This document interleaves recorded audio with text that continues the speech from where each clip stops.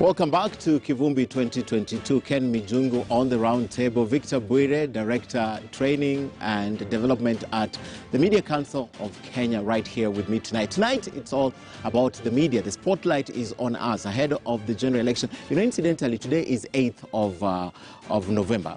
Yes, if you look back, we have about exactly 9 months to an election. To an election. Yes. 1 month. Nine months, exactly. 1 day to the election. All right, so this responsibility is key, what media does, because at the end of the day, it has to matter. And the media has gone out of the way through the Media Council of Kenya to do a whole book on guidelines for election coverage. So we, as the media, have guidelines to follow in order to ensure that when we're covering the election, you get value as a media. However, with that freedom, there's a lot of responsibility that comes with it, and that's where now our discussion goes. The media space widened in the year 1992 actually, after the multi-party system of government began, repealing of Section 2A in 1991, and that is the time that we saw an exponential growth of media outlets. Apart from the media outlets, we also saw the fact that there are more voices that were allowed to come to the media. And over the years, it has increased. You're just giving examples of TV stations, radio stations, publications in the country. That space has widened. And once the government gives you that leverage with that space, you have to be responsible. In your opinion as a trainer, is there a place that first you would say, we have done well, but this is what we need to do? Thank you.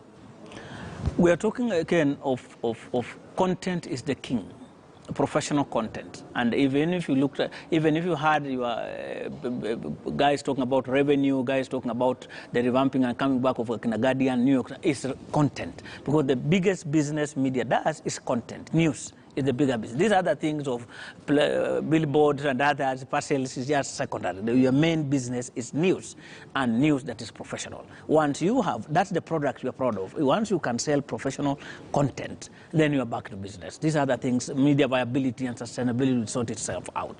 And obviously, you have seen people who have good content. People follow it.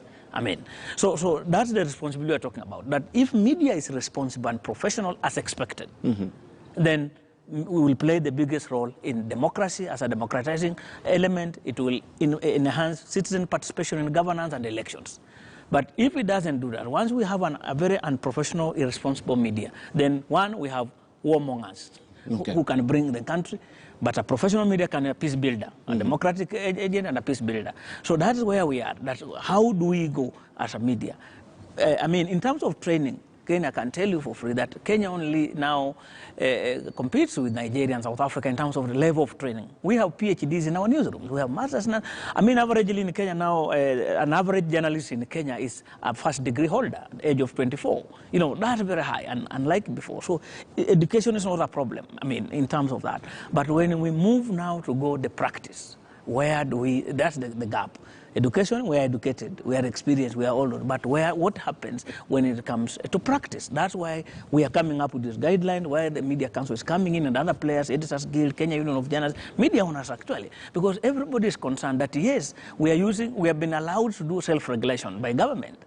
But are we doing it responsibly, or are we allowing room for people then to say, these guys have failed, they need to be externally be regulated? That's the bigger challenge. And that's our concern as trainers and Media Council, that media journalists must remain above board. They must remain professional.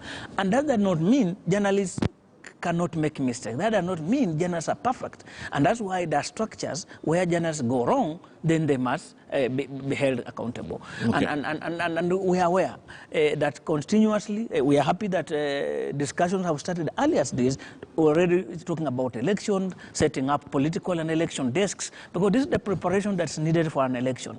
While an election is just news like any other, but it's something that happens once in 5 years. So the biggest event in a nation's calendar. calendar is election. Election. Yes. So, but many times our media has not properly been preparing for election. Okay. So that... What is the reason for that? Why do you think the media is not properly prepared for the election? Is it dissemination or covering? Because those are two different. The major, if you can't collect professional news, then you have nothing never give it out. to disseminate. Okay. I mean, because even when I listened to Eric saying, 2017 media houses tried to have every person per polling station or something. That thing didn't work. That's why up to today, media never announced using their own data who won the election. I mean, in terms of just showing the trend, while the work is for IBC, obviously. But you know, so how do we prepare? You know, so that then one, we have these election desks that prepares, recruits, and is well-resourced in terms of human resource, capital, equipment, and even the planning and coordination. You might have so many people here, but if you are not well-coordinated, then it's just a waste. So that planning, which media houses must obviously, and we see a lot of effort towards preparation of election at the media house level resources. The other thing has purely been because of, selfishness. Because going forward, if we have nearly 200, for example, TV station, for example, impossible to have every TV with a journalist in every polling. It's impossible. Yeah. They even cause confusion in the station. Yeah. So why can't they do what is called joint productions?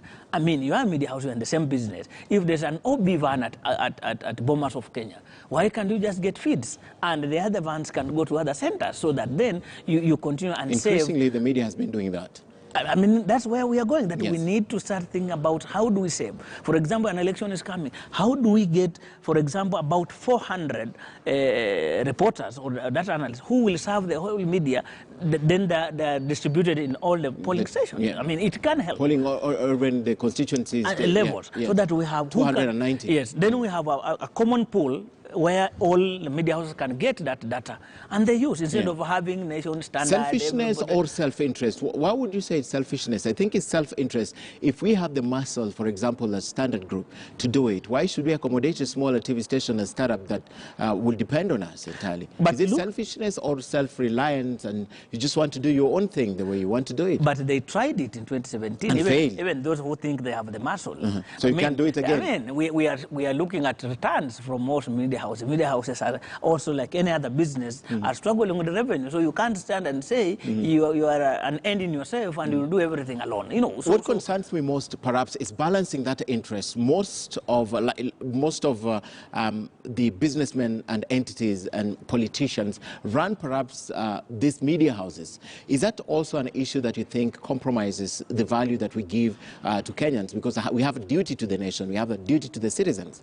You know, that's a good discussion. And we have talked about it so many times, that the same businessmen who own these media houses, some of them, own hospitals, own bakeries, why don't they go to hospitals and tell their doctors how to inject people with medication? I mean, why is it that it's the media? I mean, we ask those questions. The same businessmen, for example, own banks, on other things. Why is it in their banks they pay so well, but when they come to the media houses they don't pay? That's one of the challenges. So is it really the media owners? Is it you, the editors, the middlemen? I mean, because were you employed here by the media owner?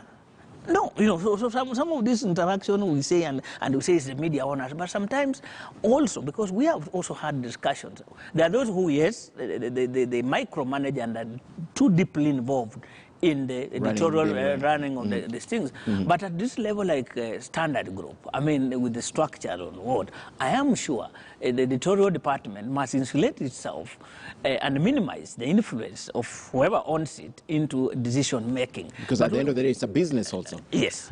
But if you allow, and we have talked with some editors in good faith, just joking and saying, you are the editor-in-chief, for example. You are saying every time you are making a decision, it's the media on. But when audiences are shrinking, you will be sacked. Nobody will say it's a media owner who had been running it through you. So we also need some sincerity, and it's difficult. Yes, people are struggling with advertisers, with media owners, with the rest. But at what level also? When, for example, the editor-in-chief at Standard is signing a contract for his employment, does he require some insulation against interference by media owners? Or because the media owners will be there, you can't eliminate them. They will be there. But how do we minimize their involvement in the editorial discretion of the business? Because at the end of the day, they are the same people we are saying interfere with the editorial decision making, they're the same people who are calling out and saying it's media that is responsible for the chaos in the country. Okay. So at what level? As the council, because we regulate journalists, we don't regulate media owners.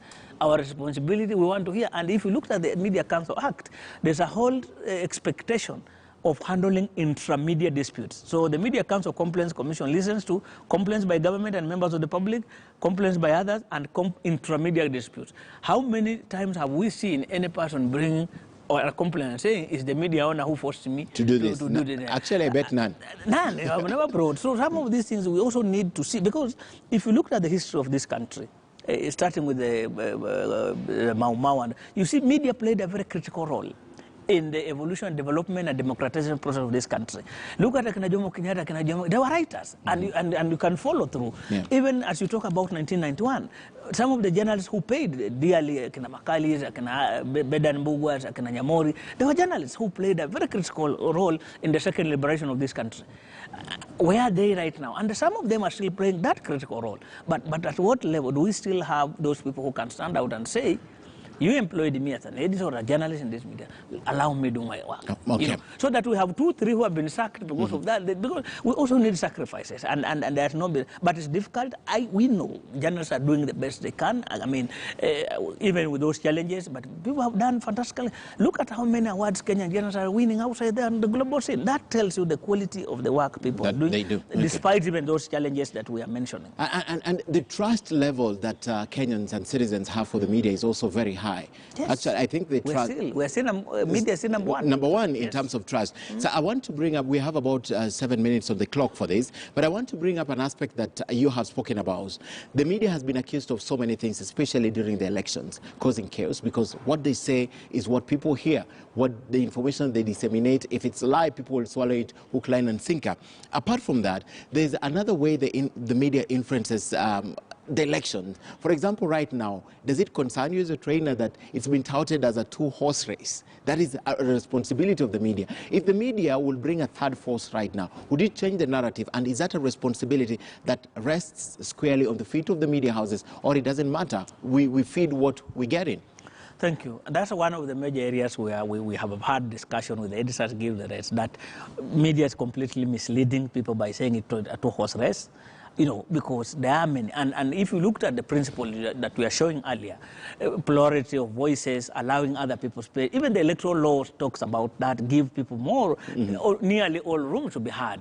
But we have reduced, while there are challenges, we understand, but media cannot at this stage. I know we are even talking about candidates, when nobody, IBC has not even cleared anybody. We are talking, the people so far who are talking about Honorable Mudavadi, the Deep, are purely hopefuls. They are not candidates who has cleared them. So we are so concerned about the framing of how people have already started. When we say somebody's stronghold, at what level? At what level does somebody how have we measured that as a media? Have you measured as media to talk about the backyard of Ruto? Now already seen the backyard of Baba.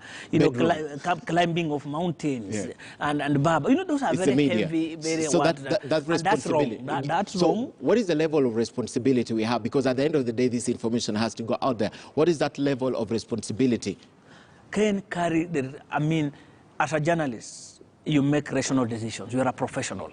And for you to say in a country of, for example, 52 million, to say 1 million is the stronghold of a country, you are lying. You know, so let's also journalists take responsibility. Many of us take things so casually that we just throw words, we just throw statements, we just write anything, and we never sit back and want to ask what that's the implication of that word or that statement. Take us back to 2007, because a journalist was charged alongside the Ocampo 5. That was very important. That was a defining moment for the media. And that is a sense of responsibility that I bet you're talking about. You have to be responsible, otherwise you end up where we were in 2008 after the election. And that's exactly, like these things of, I mean, the level of casualness. you are providing a forum for somebody to insult another person. You know, while it's not you, but what is your professional responsibility to allow Victor to insult another person, sometimes even who is not in the studio with me, and you are just keeping quiet and you are nodding and saying, yes, yes, yes. So there's a responsibility. How do you moderate?